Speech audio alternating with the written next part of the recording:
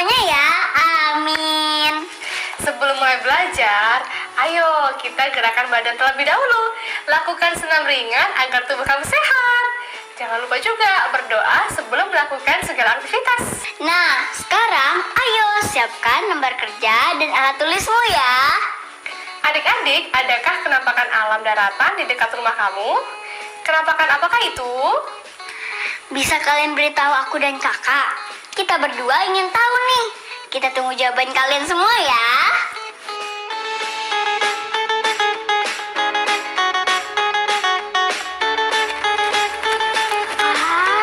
Hai, cantik banget. Iya dong, bagus banget kan baju kakak?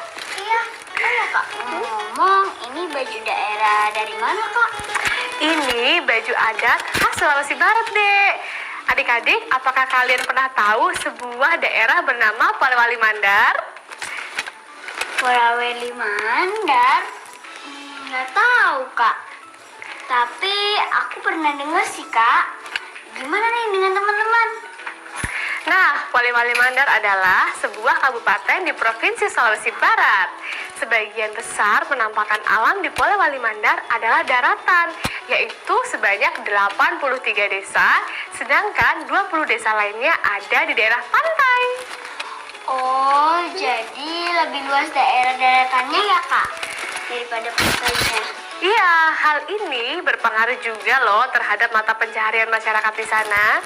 Mata pencaharian mereka apa kak? Mata pencaharian utamanya adalah petani padi. Oh, gitu kak. Iya. Tahukah kamu, produksi padi yang dihasilkan di Kabupaten Polewali Mandar terbilang cukup besar, yaitu sekitar 300 ton sekali panen. Nah, kegiatan ini merupakan salah satu tradisi yang dilakukan oleh masyarakat Polewali Mandar. Untuk apa mereka melakukan ini? Adik ingin tahu? Dan adik-adik di rumah pastinya juga pengen tahu juga dong. Kalau begitu, ayo sekarang kita baca informasi tentang masyarakat Polewali Mandar yang punya tradisi unik saat menyambut maupun seusai panen padi. Ayo kita membaca. Judul buku ini, Tradisi Unik di Polewali Mandar Menyambut Musim Panen. Pengarangnya Abdi Febriadi.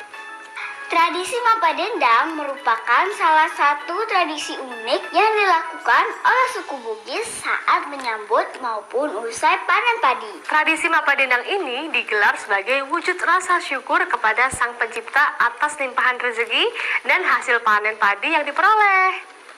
Kegiatan ini ditandai dengan aktivitas sejumlah tetua yang terdiri atas pria dan wanita berpakaian adat. Secara bergantian melakukan gerakan menumbuk lesung kayu sepanjang 2 meter. Menggunakan alat menumbuk terbuat dari kayu berbentuk bulat memanjang disebut alu. Mereka menghasilkan lantunan suara indah yang terdengar serasi antara tumbukan yang satu dan lainnya. Salah seorang tokoh adat, Laramang, mengatakan tradisi ini telah dilakukan sejak dahulu kala secara turun-temurun yang biasanya digelar setahun sekali selama 2 hari 2 malam. Ini merupakan tradisi lama yang kami gelar setiap tahun. Siang malam kami Mapa Dendang katanya.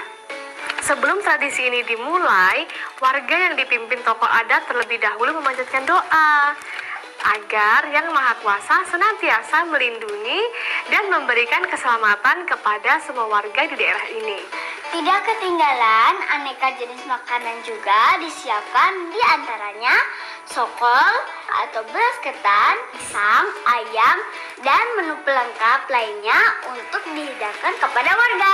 Irwan, tokoh pemuda setempat, mengaku kagum terhadap warga yang masih mempertahankan tradisi dan warisan leluhur mereka. Sebab sudah jarang daerah yang melakukan tradisi seperti ini di tengah zaman yang sudah modern. Ini menarik sekali sebab sudah jarang dilakukan oleh warga. Semoga bisa terus dilestarikan agar menjadi pelajaran bagi generasi penerus yang akan datang. Harapnya Bang Irwan. Selesai deh. Jadi bagaimana? Wow, kekayaan tradisi Indonesia itu emang sangat luar biasa. Iya dong, maka itu kita harus bangga dengan negara kita Indonesia, Dek. Pasti dong, Kak. Ya kan, teman-teman? Nah, sekarang kakak mau bertanya nih, untuk apa sih masyarakat Polewali Mandar melaksanakan tradisi Mapa Dendang? Berapa lama dan berapa kali dalam setahun tradisi itu dilaksanakan? Apa yang dilakukan para tetua saat melaksanakan tradisi itu? Makanan apa saja yang disajikan dalam tradisi itu? Apakah menurutmu tradisi Mapa Dendang itu baik? Jelaskan pendapatmu ya. Ayo, jangan sampai lupa menjawabnya ya teman-teman. Yuk, kita kerjakan. Semangat! Semangat!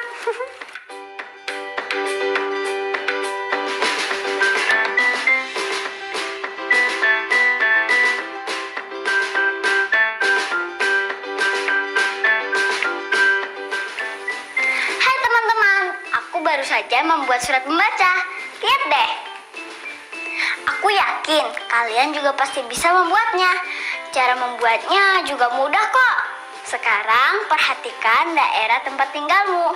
Kamu amati aktivitas atau tradisi yang biasa dilakukan masyarakat di tempat tinggalmu. Kemudian tulislah surat pembaca berdasarkan hal yang kamu amati itu di buku kerjamu ya.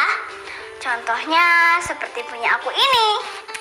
Pertama, pada bagian tabel paling atas, kalian tuliskan nama daerah, misalnya Polewali Mandar. Kemudian, tarik garis ke bawah dan tuliskan kenampakan alam, misalnya daratan. Lalu, tarik garis ke samping. Tuliskan mata pencaharian, misalnya bertani. Dan jelaskan apa jenis pertaniannya.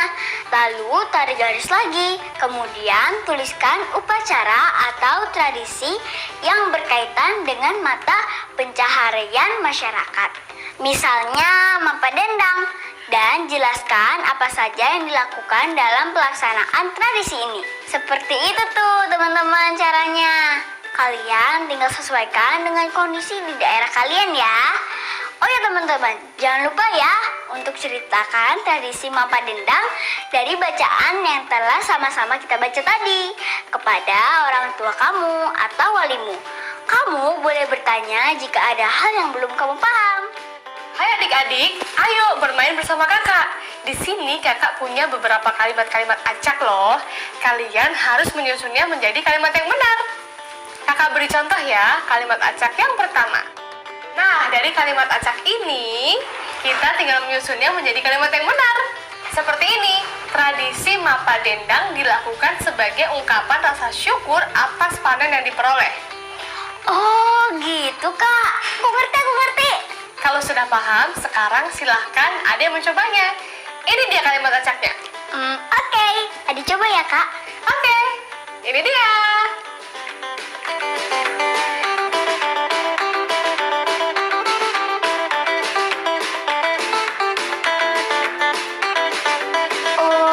Adi tahu kak, para tetua menembuk lesung dengan halus secara bergantian. Betul banget. Yeay, kamu hebat deh. Gimana nih adik-adik di rumah? Gampang kan? Sekarang giliran kalian mencobanya ya. Ini dia kalimat acaknya. Lantunan, suara, dan serasi mereka menghasilkan yang indah. Ayo silahkan disusun menjadi kalimat yang benar.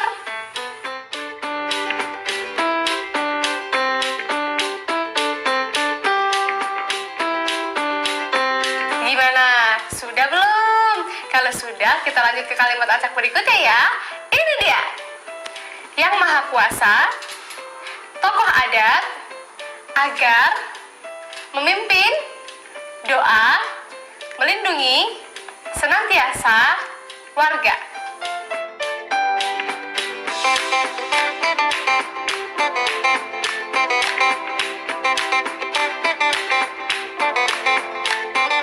Gimana adik-adik? Sudah dijawab? Kalau sudah, kita akan lanjut lagi ke kalimat acak berikutnya. Ini dia. Sejak tradisi ini telah turun-temurun dahulu dilakukan kala secara.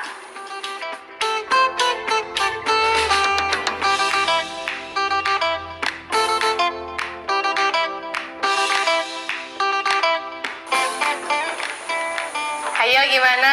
Adik-adik bisa jawab nggak nih? Kalau sudah, kita lanjut lagi ya. Ini yang terakhir. Ini dia kalimatnya. Jenis, dihidangkan, makanan, disiapkan, dan aneka untuk warga.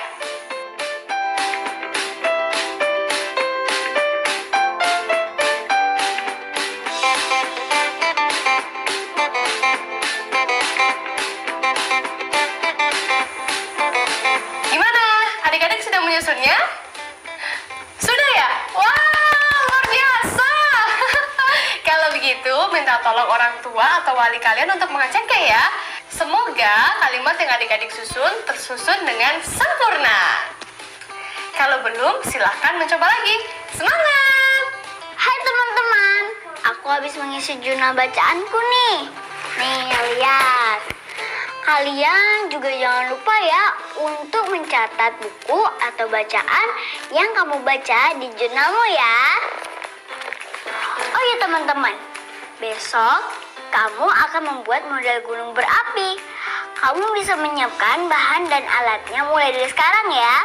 Ini dia alat dan bahan yang kalian butuhkan. Pertama-tama, siapkan 1 kaleng bekas minuman atau botol bekas, lilin mainan, atau plastisin. Tapi jika tidak ada, kamu bisa memakai tanah atau pasir ya, atau apapun yang mudah kamu dapatkan. Lalu 2 sendok makan soda kue, sebotol cuka, dan pewarna makanan. Kalian sudah bisa mulai menyiapkannya dari sekarang loh. Yuk, kita bersiap. Semangat!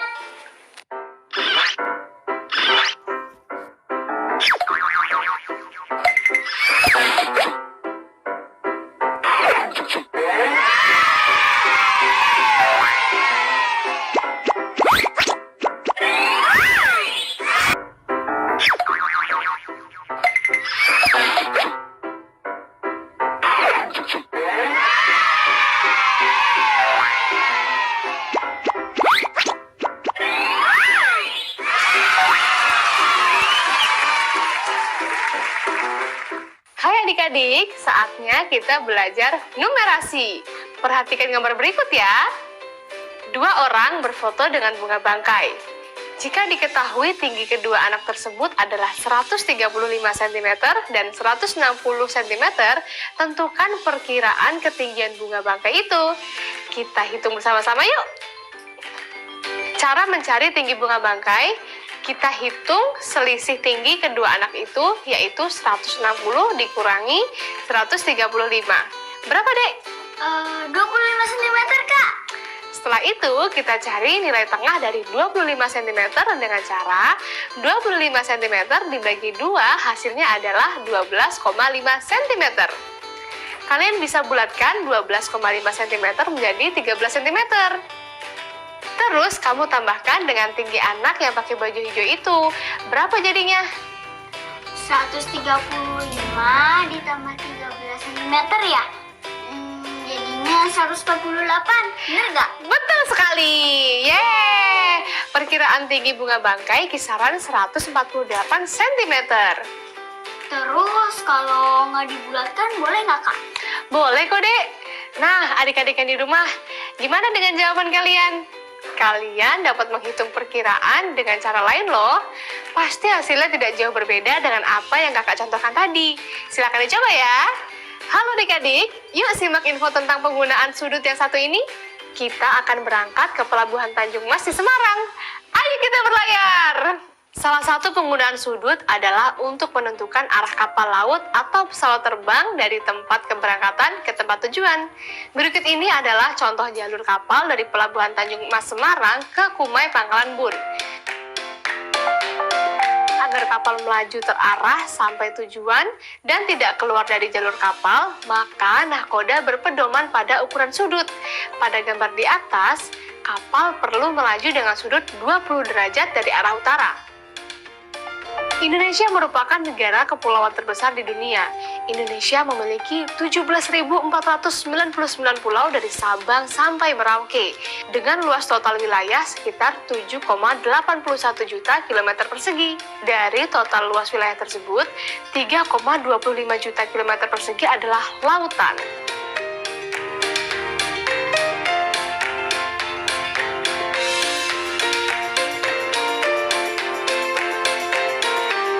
Penampakan alam ini menjadikan kapal laut menjadi alat transportasi yang penting sebagai penghubung antar pulau. Nah, waktunya kita bereksplorasi adik-adik. Siapkan buku latihanmu dan kita mulai dengan pertanyaan pertama. Namun sebelum itu, yuk kita tengok tabel berikut ini. Kamu bisa membuat tabel ini di buku latihanmu loh. Di sebelah tabel ini sudah ada gambar rute kapal dari Tanjung Perak menuju Sampit, Makassar, dan Banjarmasin. Baik adik-adik, kita coba untuk eksplorasi yang pertama ya. Perhatikan petanya baik-baik. Kalian akan mencari berapa nilai sudut yang dibentuk perjalanan kapal Tanjung Perak menuju ke Sampit. Garis arah yang digunakan pertama adalah utara. Garis arah utara sama dengan jalur Tanjung Perak menuju Sampit. Lalu letakkan busur kalian dengan skala 0 tepat menempel pada garis arah utara. Adakah sudut yang terbentuk? Ya, garis tersebut beririsan, maka tidak membentuk sudut atau bernilai 0 derajat. Ayo isi tabelnya. Berikutnya kita coba cari sudut yang terbentuk dari rute Tanjung Perak ke Sampit jika menggunakan garis arah timur. Letakkan busur derajat kalian pada skala 0 tepat menempel pada garis arah timur. Perhatikan baik-baik titik 0 derajatnya ya. Karena kalian akan menghitung dari titik itu. Kira-kira berapa besar sudutnya hingga ke garis rute Tanjung Perak Sampit, Dek? 90 derajat, Kak. Betul banget, kita isi tabelnya ya. Ketiga, kita akan cari sudut yang terbentuk dari rute Tanjung Perak Sampit jika menggunakan garis arah barat. Ayo, sekarang coba Adek yang cari. Oke, Kak. Aku letakkan busur derajat pada dengan skala 0 tepat menempel pada garis arah barat ya, Kak. Lalu aku hitung dari nilai 0 derajat ke garis merah yang merupakan rute Tanjung Perak ke Sampit. Yeay, hebat banget. Kamu ternyata bisa ya. Gimana nih, adik-adik yang di rumah pasti bisa juga dong. Jadi berapa nih nilainya adik-adik?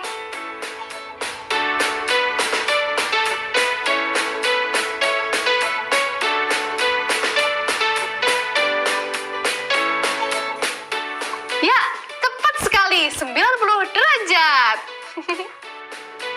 Ingatkah jenis-jenis sudut? Pertama, ada sudut lancip yang merupakan sudut dengan nilai kurang dari 90 derajat. Kedua, ada sudut siku-siku yang memiliki nilai 90 derajat. Ketiga, ada sudut tumpul yang memiliki nilai lebih dari 90 derajat. Coba sekarang kalian perhatikan gambar berikut ini ya. Gambarlah sudut yang dibentuk oleh jalur kapal Tanjung Perak Sampit dan Tanjung Perak Makassar pada buku kalian. Tentukan jenis sudut yang dibentuk.